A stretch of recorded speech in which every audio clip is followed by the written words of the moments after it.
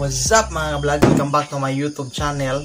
At kung bago lang po kayo, so please don't forget to subscribe and click ang notification bell para more updated kayo sa mga panibagong i-upload namin na challenge. So yung part 2 pala ngayon. So part 2 steep skate challenge po. So shoutout po ako sa nag-request sa part 2. So shoutout po ma'am or sir. So shoutout po sa iyo. And then bago kami magsisimula, magbato-bato pick na naman kami mga ka-vlogs. Bato pick. So panalo siya, so siya yung uunahin natin. So tara, tingnan natin kung maka-escape ba siya. Kasi yung nakaraang video natin, yung part 1, naka-escape kasi siya eh. Kaya unahin natin siya. Let's go.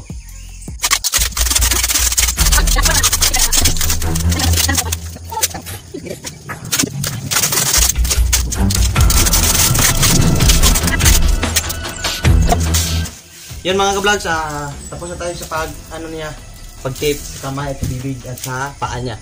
So ang gagawin natin, bigyan natin siya ng 5 minutes kung makatakas pa ba siya sa tape skip challenge. Let's go! So ito po yung oras ha. Time start now! 5 minutes. Okay. Tingnan niya kung nasaan yun. Hinahanap niya yung nakaputol sa scotch tape. So wala kaming gagamitin dito. So wala siyang gagamitin. Yan. Naghahanap siya talaga kung saan yung tumpay sa scotch tape. So hinahanap niya. 4 minutes and 20 seconds. So mataas pa. Kasi yung nakaraang part 1 namin na vlog, low bid, siya yung panalo. So tingnan natin ngayon kung panalo pa ba siya ngayon. Ayan.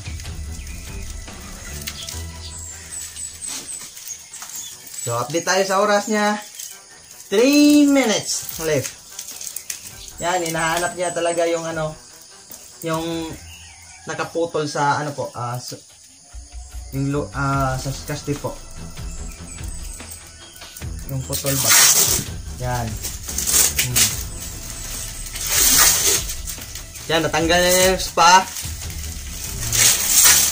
Ayos ha.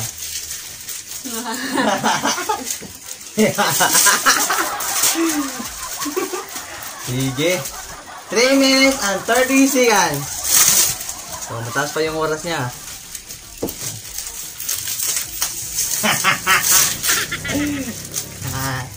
So, talagang extreme talaga ito kapag tape pala ginagamit to. Oh, yan.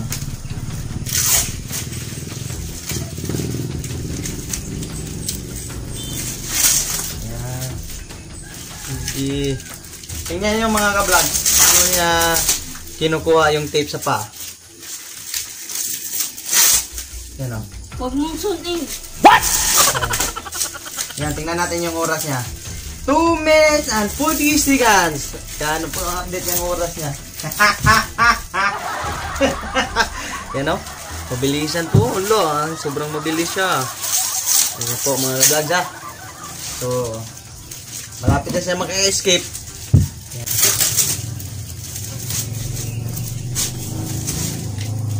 Ayos. Tapos na sa paa.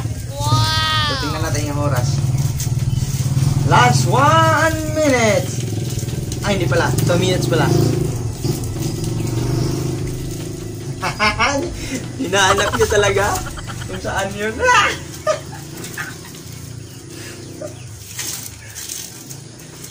Sana hindi siya manalo. Kung yung manalo na din dito sa part. Sana po yung oras niya 1 minute and 40 seconds. Sana hindi siya manalo dito. So nakukulbaan ako dito. Kinakabahan ako mga ka-vlogs. Baka siya na yun yung panalo na side. Oh, baka siya na panalo.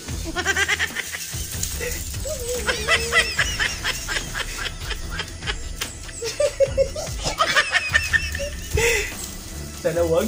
Sana wag siya yung panalo. Yung oras niya, tingnan nyo. Yan. Yan po yung oras niya. Last 1 minute. Sana po.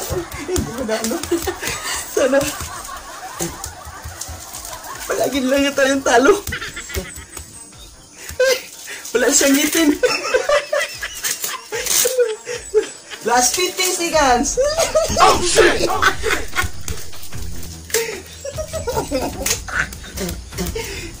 Last 40 seconds. Sana hindi siya manalo. Last 30 seconds. Talagang malupit talaga to. Yan. Yan. Sana hindi manalo. Kunti na lang. Kunti na lang para manalo siya. Sana hindi manalo. Last 10 seconds. Ay. Yan po. Ang sakit. Malapit na sana siya matalo. Yan o. 9 seconds na lang natitira. Sayang. Ako na naman yung titipan. Pero hindi pa natin alam kung yan pa yung oras niya. Seconds na lang yung natitira para matalo po siya. Pero ako naman yung kasunod. Let's go.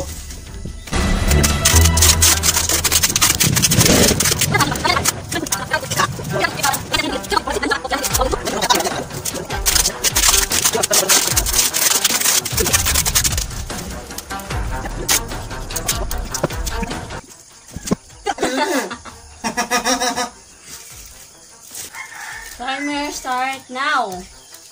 Go!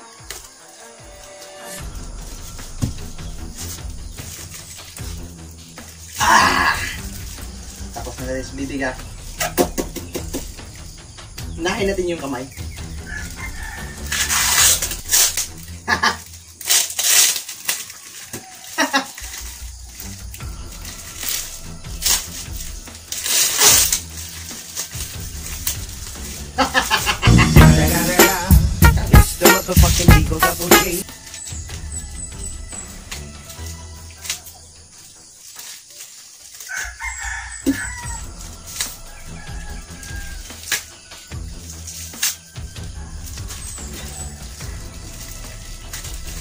Tayo tayo mga vlogs. Oh my God! Nangangamoy tayo mga vlogs.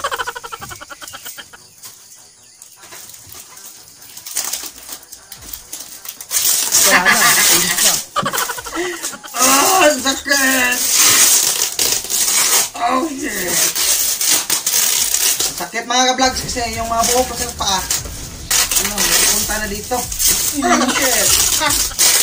Nangangamoy talo tayo guys. Oh, talo na siya ha. Talo na siya. Talo na siya. Talo na siya. Hindi pwede. Talo na po siya. Talo na po siya. Yan po mga ka-vlogs. Yan po. Yan po. Talo na po siya. Yan. Diba? Diba? Talo na po siya. Yan. Your time is 3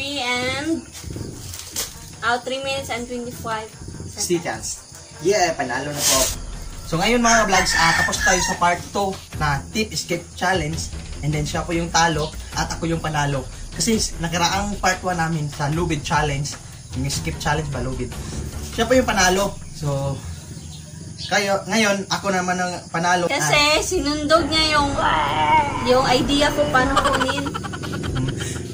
Kasi ganito kasi yan. Kapag wala kang idea, walang originality. Talaga. Mayroon yung originality. Yung mindset ko, unahin ko yung kamay ko para mabilis tayo magkatanggal sa paa. Kapag paa yung unahin, walang advantage ko doon. Kaya yun, nakatanggal tayo, and then siya, hindi po. Nakatanggal siya, pero yung 9 seconds po ang natira sa oras niya. At yung sa akin ay 3 minutes and 25 seconds. Kaya ako yung panalo. Kaya maaga po ako naka-escape. So talagang pwede tayo maka-escape sa mga ganyan kapag mauna yung bibig natin na mabuksan. So, dito muna tayo sa vlog natin, and paki-comment lang po sa suggestion nyo at sa mga i-vlog namin sa susunod challenge, and then see you sa next vlog. Bye bye!